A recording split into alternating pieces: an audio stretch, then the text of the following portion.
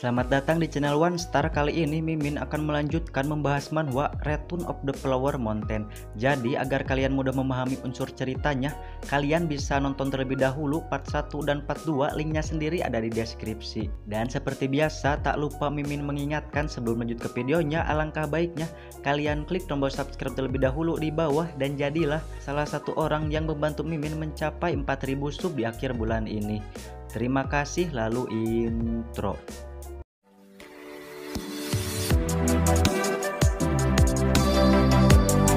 Oh iya teman-teman, saat Mimin membaca komik ini kembali, ternyata ada beberapa perkembangan alur cerita yang cukup signifikan. Jadi kemungkinan akan ada banyak penjelasan nantinya agar kalian mudah memahami unsur dari ceritanya. Tetapi santuy wae teman-teman, karena ceritanya menurut Mimin masih bagus dan layak untuk dibahas.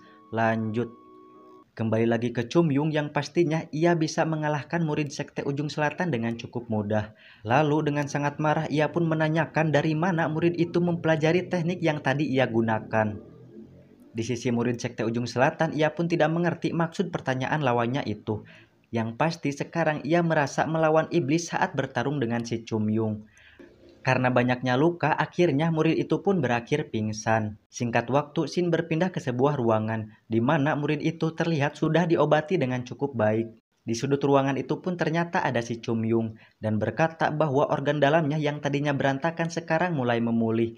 Jadi murid itu tak usah khawatir, karena semua luka-lukanya akan sembuh dengan waktu yang tidak lama. Kemudian Chumyung pun kembali bertanya, apakah itu yang dinamakan seni bela diri sekte ujung selatan? Lantas murid itu pun menjawab dan menjelaskan bahwa jika yang dimaksud si Chumyung adalah teknik 12 stroke Snowflower Sword, maka itu adalah kebenaran. Tetapi jurus itu hanya dipelajari oleh murid kelas menengah dan juga kelas atas. Dan juga ia mendengar para tetua sekte ujung selatan tidak mempelajari teknik tersebut.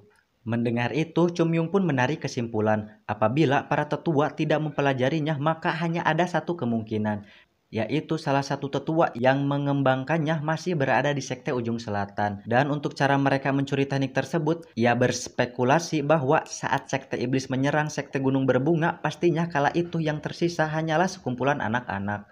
Dan sekte ujung selatan pun membantu menyelamatkan mereka layaknya pahlawan. Oke, mungkin kalian bingung kenapa sih Min kok sekte ujung selatan membantu sekte gunung berbunga? Padahal kan mereka selalu berseteru. Jadi gini teman-teman, mau bagaimanapun keduanya adalah sekte putih dan juga bisa dibilang mereka ini bertetangga karena saking dekatnya jarak antar kedua sekte tersebut. Jadi jika sekte ujung selatan berdiam diri saat sekte gunung berbunga diserang sekte iblis, pastinya mereka akan dikritik oleh Jianghu. Jianghu ini adalah sebutan untuk segala jenis orang atau bisa dibilang masyarakat teman-teman. Nah, masalahnya dari semua itu ada segelintir orang yang berpura-pura membantu, tapi malah mencuri buku manual seni bela diri sekte gunung berbunga. Dan mungkin juga yang menyebabkan terbakarnya sekte gunung berbunga saat itu bukanlah sekte iblis, melainkan segelintiran orang-orang itu. Jadi menurut si Chumyung kemungkinan ada beberapa orang dari sekte ujung selatan yang memanfaatkan situasi tersebut. Chunmyung pun sangat marah dengan berbagai kemungkinan yang berada di benaknya. Namun mau apa dikata, yang dihadapannya sekarang hanyalah seorang murid yang tidak tahu apa-apa. Dan juga ia sangat menghargai karena berkat dirinya ia bisa mengetahui informasi penting itu. Lalu ia pun menyuruh agar si murid tidak lagi mempelajari teknik itu. Sebab jurus itu tidak selaras jika dibandingkan dengan seni bela diri sekte ujung selatan. Ibaratnya ada yang berkeinginan untuk menjadi seseorang yang jenius dalam matematika, tapi ia malah belajar rumus fisika, dan pastinya itu akan tidak nyambung teman-teman. Kemudian Chumyung pun terlihat kesal karena si murid seperti tidak mengerti dengan semua perkataannya. Dan tiba-tiba dalam pikirannya si Chumyung merasa, apakah mungkin alasan sekte ujung selatan mempelajari teknik itu adalah dirinya sendiri? Karena seperti yang pernah Mimin bilang, di masa lalu si Chumyung selalu saja membuat beberapa murid sekte ujung selatan berakhir babak belur. Oleh sebab itulah kebanggaan teknik pedang mereka pun berubah menjadi keraguan, lantaran selalu saja disapu bersih terus-terusan oleh satu orang murid sekte gunung berbunga. Karena itulah si Chumyung pun beranggapan bahwa sekumpulan orang itu adalah berandalan yang bodoh. Sebab yang terpenting bukanlah seni bela diri, tetapi bagaimana cara orang tersebut menggunakannya. Karena jika si Chumyung berada di sekte ujung selatan, pastinya ia sudah dijuluki sebagai Supreme Sword-nya mereka. Setelah itu ia pun beranjak pergi dari tempat tersebut. Namun sesaat akan keluar ia berpesan agar si murid melupakan semua perkataannya. Lantaran jalan seni bela diri yang ia pilih tergantung pada dirinya sendiri. Entah saran si Chumyung berguna atau tidaknya, itu semua adalah pilihannya. Mendengar itu, si murid pun sangat amat berterima kasih, sambil bersinggah hormat karena ia merasa seperti bertemu dengan dewa yang maha tahu. Lalu di luar, si Chumyung bertekad harus menjadi lebih kuat dengan cepat, agar ia bisa sesegera mungkin membalas dendam kepada para oknum Sekte Ujung Selatan yang telah mempermainkan teknik bela diri Sekte Gunung Berbunga. Singkat cerita, Shin berpindah ke Jogul dan juga Yujong. Terlihat mereka berdua kebingungan karena sudah seminggu si Chumyung tak kunjung kembali. Di sisi lain, para tetua pun terlihat marah karena si Chumyung pergi tanpa meminta izin dari mereka. Oke, perkenalan dulu teman-teman, karena kalau tidak salah Mimin belum menginformasikan secara rinci. Yang pertama adalah Ungum, seorang penanggung jawab rumah asrama. Agar lebih mudah kita panggil aja si guru. Lalu Hyun Yong yang menjabat sebagai bendahara sekte. Nah, ini juga sebenarnya telah diinformasikan teman-teman, karena awalnya di komik ini sendiri dituliskan bahwa beliau ini adalah bendahara pemerintahan. Namun nyatanya ia juga bendahara sekte. Dan alasan ia bekerja di pemerintahan adalah agar ia bisa menopang keuangan Sekte Gunung Berbunga. Kemudian Hyun Sang yang menjabat sebagai penanggung jawab aula latihan. Dan untuk beliau kita panggil saja Tetua Sang. Lalu yang terakhir Hyun Jong yang merupakan pemimpin Sekte Gunung Berbunga. Tetua Hyun pun terus mendesak ketua sekte agar nanti bila si Chumyun pulang haruslah diberi hukuman seberat mungkin, sebab dirinya telah berbuat seenaknya. Si ketua pun sangat kebingungan, lantaran mau bagaimanapun Chumyung sudah banyak berjasa bagi Sekte Gunung Berbunga. Hingga akhirnya ia pun dengan tegas berkata, "Cukup bicaramu Tetua Hyun." Ketua Hyun yang awalnya berdiri sambil terus berbicara agar si ketua bersikap adil pun sontak langsung kembali duduk, seketika seraya meminta maaf. Si guru yang ada di sana pun berniat menggerakkan semua murid dan juga dirinya untuk mencari si Chumyung, karena ia mengira mungkin murid itu terjatuh dari atas gunung. Akan tetapi tiba-tiba ada salah satu orang murid yang berteriak dan berkata, "Dia sudah kembali." Serempak mereka berempat pun bergegas dan bertanya-tanya siapa yang sudah kembali itu, lalu berlari ke arah pintu gerbang sekte. Di perjalanan, Tetua Hyun pun kembali mengingatkan agar bersikap adil dan tidak memanjakan dirinya. Ditambah di sini si guru pun angkat bicara dan menyarankan supaya menghukum si Chumyung, setidaknya ia harus dikurung dalam gedung pertobatan selama setengah tahun. Mendengar itu tetua pun berkata, "Hei, bukankah itu terlalu berlebihan, apalagi dia hanyalah murid kelas bawah." Si guru pun kembali berucap, semua itu adalah hukuman setimpal untuk si Chumyung. Dan jika dirinya murid kelas menengah, mungkin hukumannya akan lebih berat. Dan apabila si ketua sekte tak menuruti sarannya, maka si guru akan menghukum si Chumyung dengan tangannya sendiri. Sebelum mengambil keputusan, si ketua pun menanyakan terlebih dahulu ke Tetua Hyun dan juga Tetua Sang. Dan pastinya mereka berdua setuju dengan saran si guru. Singkat waktu, Shin pun berpindah ke saat pertemuan. Lalu si ketua sekte pun menanyakan alasan atas kepergian dirinya dari sekte. Dengan santuy si Chumyung pun menjawab, "Ya karena aku tidak punya pilihan selain melakukannya." Mendengar itu, para tetua pun mulai berbicara dengan nada sangat tinggi dan mengancam akan memberi hukuman yang sangat berat bagi si Chumyung jikalau dirinya tak mempunyai alasan yang jelas. Namun tiba-tiba rombongan tetua Huang datang ke tempat tersebut, sembari ia berkata memohon agar pemimpin sekte tak memberi hukuman kepada si Chumyung. Para tetua sekte Gunung Berbunga pun kebingungan atas apa yang terjadi, lantaran setahu mereka tetua Huang sedanglah sakit keras. Kemudian si tetua Huang pun menjelaskan bahwa ini semua berkat si Chumyung. Dengan ada dirinya, ia sekarang bisa kembali dengan sehat walafiat. Untuk itu ia meminta agar ada pertimbangan jika memang ingin menghukum si Chumyung. Singkat cerita, Shin berpindah ke sebuah ruangan di mana para tetua menanyakan bagaimana caranya si Chumyung bisa menyembuhkan penyakit tetua Huang. Lalu dengan posisi disetrap, Chumyung pun menjelaskan. Di sini si Chumyung pun berbohong dan merangkai sebuah cerita. Ia berkata bahwa si tetua Huang hanyalah keracunan tanaman yang bernama Lima Yin. Dan untuk menetralkan racunnya sendiri itu sebenarnya merupakan hal yang mudah, yaitu dengan memakan lobak. Ditambah ia pun berbicara bahwa dirinya mendapatkan pengetahuan itu saat masihlah menjadi pengemis. Mendengar itu si tetua Sang pun berkata, kemungkinan yang dijelaskan si Chumyung adalah suatu kebenaran.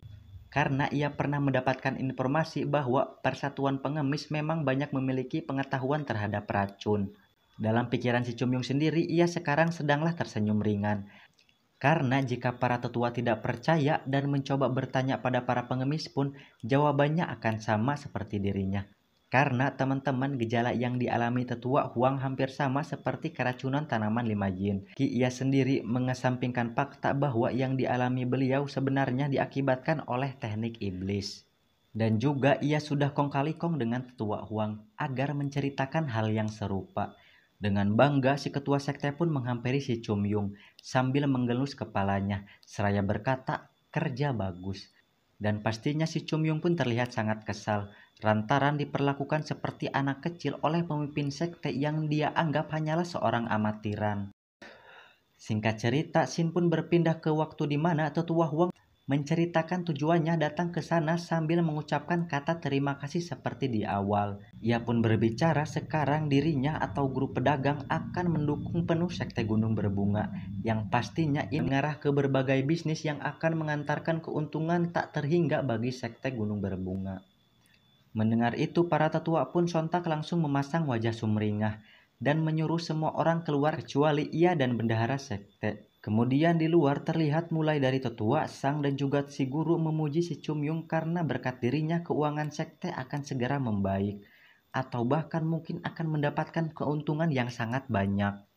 Di kejauhan si Chumyung pun mendengar obrolan mereka yang mengarah ke keberuntungan sekte yang dirasa telah kembali. Dalam pikirannya sendiri, ia pun mencaci omong kosong mereka tersebut, sebab mau bagaimanapun itu semua hasil kerja kerasnya seorang diri.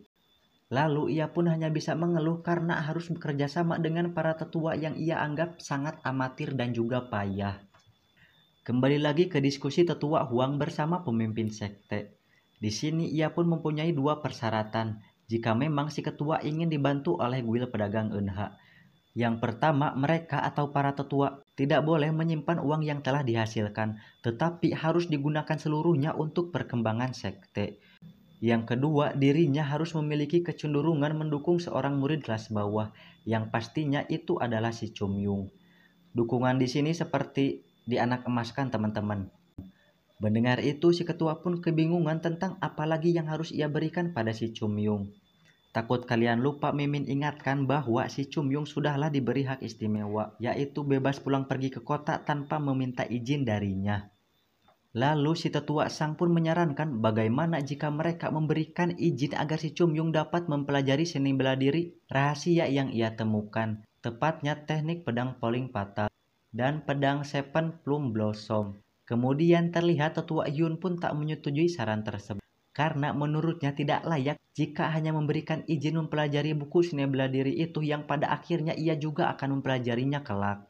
Jadi ia pun berkata seharusnya mereka memberikan sesuatu yang nantinya akan berdampak menyakitkan saat mereka memberikannya. Kesannya ya mirip-mirip tidak ikhlas teman-teman. Oke, mungkin kalian bingung teman-teman kenapa si tetua Hyun tiba-tiba menjadi sangat over atau berlebihan pada si Chumyung. Jadi seperti yang pernah Mimin bilang bahwa si tetua Hyun sudah bekerja banting tulang di pemerintahan untuk menopang ekonomi sekte. Oleh sebab itulah berkat si Chumyung kemungkinan kedepannya ia sekarang bisa bersantai ria dan menikmati posisinya dengan tenang. Tanpa harus memikirkan percuanan duniawi. Lantaran bisnis juga kan sudah diambil alih oleh guil pedagang Enha. Palingan ia sendiri hanya akan menghitung pundi-pundi cuan yang akan terus berdatangan ke depannya. Lanjut. Kemudian saking berlebihannya sikap si tetua Hyun, ia pun sampai-sampai dikeluarkan dari ruangan tersebut. Setelah itu para tetua pun melanjutkan diskusinya yang pada akhirnya mereka pun tak menemukan titik cerah atas sesuatu yang layak diberikan pada si Chumyung sebagai hadiah. Setelah itu Shin pun berpindah ke Chumyung dan tetua Huang yang terlihat bertemu di atas sebuah perbukitan. Lalu si Chumyung pun memuji akting si tetua karena terlihat meyakinkan. Ini mengarah ke tentang keracunan dirinya yang diakibatkan tumbuhan 5 yin teman-teman. Kemudian si tetua Huang pun bertanya, apakah sekarang ia sudah berada dalam kapal yang sama atau belum? Maksudnya saling percaya dan bekerja sama untuk kedepannya teman-teman. Mendengar itu, si Chumyung pun berkata bahwa dirinya tidak layak jika berjalan ke arah yang sama dengan si tetua. Jadi seharusnya ia mempertanyakan hal itu pada si pemimpin sekte. Lantaran dirinya sendiri tidak punya niat bahkan untuk menaiki kapal yang sama dengan sekte Gunung Berbunga. Si tetua Huan pun kembali menjelaskan bahwa sebenarnya ia tidak akan tertarik pada sekte jika tidak ada si Chumyung di dalamnya. Sebab dalam pandangannya dan juga pengalaman sebagai pedagang bertahun-tahun untuk menilai seseorang, ia merasa kemungkinan akan mendapatkan keuntungan yang sangat besar bila ia bekerja sama dengan si Chumyung. Lalu si Chumyung pun tak lagi mengelak dari perkataannya, tetapi ia menegaskan tidak suka mendengar tentang sesuatu seperti berada dalam kapal yang sama, karena biasanya orang yang mengatakan hal itu selalu menusuk dari belakang atau mengkhianati. Sebab teman-teman ia juga pernah merasakan betapa sakitnya dikhianati di masa lalu. Karena meski ia dengan yang lainnya berada di jalur kebenaran dan juga kebaikan, pasti juga ada masyarakat atau kelompok yang menginginkan kehancuran sekte Gunung Berbunga. Padahal menurutnya setiap langkah mereka untuk kelangsungan peradaban manusia. Lalu si tetua Huang pun yang mempunyai pengalaman negosiasi dengan berbagai orang di belahan dunia pun akhirnya memenangkan adu argumen tersebut. Yang pada akhirnya mereka berdua pun sepakat untuk bekerja sama secara lisan.